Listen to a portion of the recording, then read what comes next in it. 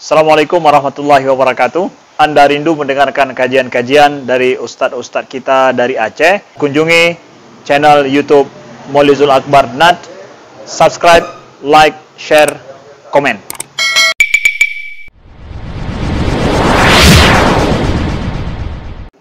Baik. Itu hadis Nabi yang menyatakan tentang fadilah orang yang berjalan ke Jumat, yang lebih cepat dia lebih besar pahalanya. Nah, kata Nabi, yang pergi ke Jumat sudah hadir di masjid di waktu jam pertama seperti menyembelih seekor unta. Artinya dia hari itu seperti jumlah sedekahnya seperti menyembelih seekor unta. Berarti sekitaran 20 jutaan, 15 juta sampai 20 juta pahala yang dicatat. Jam pertama itu jam berapa? Nah, ini harus kembali ke hukum fikih. Jumat itu baru dihitung, maksudnya waktu yang dianggap masuknya hari Jumat dilakukan iaitu setelah solat subuh. Ya. Maka mandi Jumat sebelum solat subuh enggak dihitung mandi Jumat. Ini ada orang ni mandi Jumat sebelum solat subuh, sebelum datang waktu subuh enggak dihitung mandi Jumat. Dia baru dihitung mandi Jumat, pahala mandi Jumat ketika dilakukan sudah masuk waktu subuh.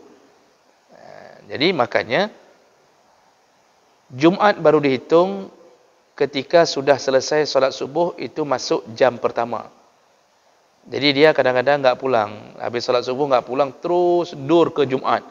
Dia duduk. Nah, dia orang pertama. Jadi ukuran waktunya ya sekarang antara jam-jam dari jam 7 sampai jam 8 itu masih jam pertama. Jadi enggak disebut jam pertama kalau dia dari malam sudah duduk situ, enggak pulang-pulang. Nah, itu enggak disebut jam pertama. Jam kedua ya seterusnya. Berarti antara jam 8 sampai jam 9 itu orang yang datang di jam kedua. Pahalanya seperti menyembelih seekor sapi. Jam ketiga antara jam 9 sampai jam 10 seperti menyembelih seekor kambing. Jam 10 sampai jam 11 seperti menyembelih seekor ayam.